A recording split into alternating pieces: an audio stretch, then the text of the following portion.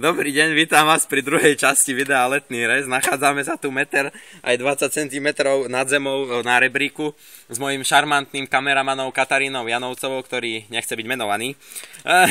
Takže pristúpme k samotnému rezu. Pozrime sa na konárik, ktorý mi odtiaľto vyrašiel minulý rok a vyrašil potiaľto, hej, až potiaľto. Toto mám celý obráz kvetných očiek, pozri zblízka Katka.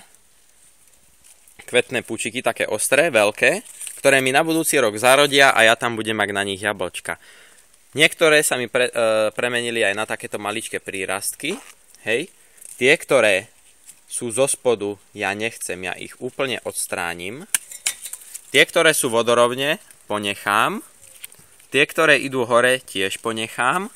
Ale tie, ktoré mi smerujú takto dole, sem, tie odstránim úplne. Tie ja nechcem. Čo s tými, ktoré idú takto ako tento šikmo hore? Ako sme si ukazovali, ja ho zacvaknem na takýto maličký pupíček úplne, taký centimeter, hej. Tam sa mi vytvorí ešte tento rok kvetný púčik a na budúci rok by to malo zarodiť. Toto je pokračovateľ, ktorý vyrastol tento rok, toho si nevšímame, ten nezakracujeme. Máme tu ďalší príklad. Ďalší príklad stromu. Vidíme, tento rastie zo spodu. Ten my nechceme, keby mi na tom viselo ovocie, bolo by to veľmi nepekné. My chceme konáre, ktoré sú vodorovné, alebo idú v 45 stupňovom uhle smerom hore. Tie, ktoré nám idú úplne hore, tie zakrátime tak, ako som nám pred chvíľou ukazoval, takto na takýto maličký púčik, hej. Toto je pokračovateľ, toho si nevšímame. Teraz, keby sme sa pozreli na túto stranu, hej, máme tu strašnú hušťavu, hej, ktorá nám neprepúšťa, málo svetla nám prepúšťa, hej, na druhú stranu. Sú tu konáre, ktoré sa mi takto križujú, keď fúka vietor, oni sa mi o seba obtierajú a môže vzniknúť aj nejaké poškodenie.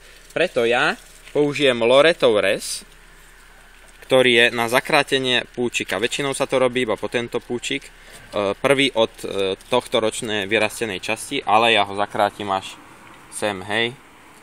Po predposledný púčik, takýto špalíček, tu mám kvetný púčik, na budúci rok to zarodí a teraz je tento konárik voľný, ale je dosť hustý, preto ho trošku preriedím, tak ako sme si predtým ukazovali, že zastrihnem iba na taký maličký centimetrový pupíček.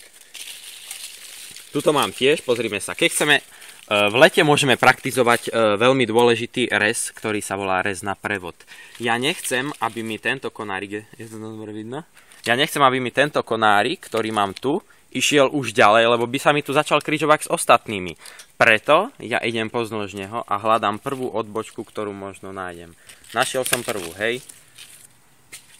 Úplne som ho ten pokračovateľ vycvakol preč a teraz som celú silu, ktorá tým konárom prúdi, preniesol do tohto konára, ktorý bude ďalší pokračovateľ. Lenže ten má tiež zlý uhol, tiež mi ide sem do týchto konárov, kde to ja nechcem, kde mi to bude prehusťovať. Hľadám ďalšiu odbočku, ktorá je tuto. Tento konár mi ide smerom sem, ide úplne iným smerom, je vodorovný, ten chcem, ten tam nechám. Ďalej tu mám pár, ktoré mi idú úplne dole, tie odstráňujem. Pamätáme si, chceme iba vodorovné, alebo tie, ktoré idú mierne šikmo hore. Tie, čo idú dole, tie nám to iba zahusťujú, takže tie všetky odstráňujeme, až po koreň, až po ten krčok. Tie všetky odstraňujeme. Tým sa zbavím veľkej listovej plochy. Hej. Čo by sme si mali pamätať? Pre tých hlavne, ktorí sa nepoučia a budú stále odstraňovať tieto jednoročné prírastky, budú zakracovať na 3-4 očka. Na výživu jedného jablčka potrebujeme 20 alebo 15 listov. 25 listov je ideálne, hej. Pretože tie listy vyživujú celý strom. To je vlastne ich dýchacia plocha. Preto ja nesmiem odstrániť veľké množstvo tých prírastkov, pretože jablčka by mi nerastli, neboli by väčšie, hej, ja potrebujem tú listovú plochu nejakú mať. Takto pokračujeme ďalej, hej, tento mi tu ide znova zle, ten pokračovateľ skrátim na prvú odbočku. Znova mi ide do toho stromu, to ja nechcem. Ide zle. Tento mi to tu tiež prehusťuje, hej, napríklad. Ide preč. A teraz čo som spravil? Cvakol som ho na výhonok, ktorý smeruje smerom hore. Keď tuto na budúci rok budú všade jablčka po ňom, tak on sa ohne dole, takto, a čo sa nám stane?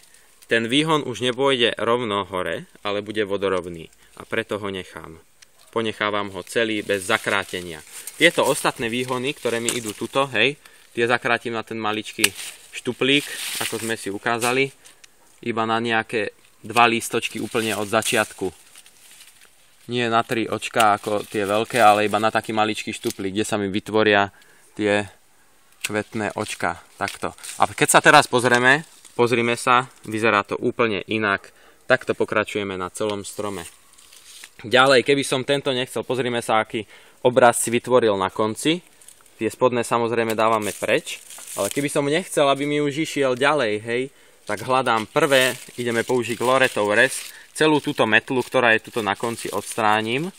Buď po nejaký výhonok, ktorý má dobré smerovanie, ktorý mi vyhovuje, napríklad tento, hej, ktorý má aj na konci kvetný púčik, ktorý by mi zarodil, alebo spravím loretov rez, že po prvý normálny kvetný púčik takto zakrátim, hej, zarodí mi to, on sa obnoví a bude rásť. Takže ja takú metlu napríklad hore nemusím vôbec mať.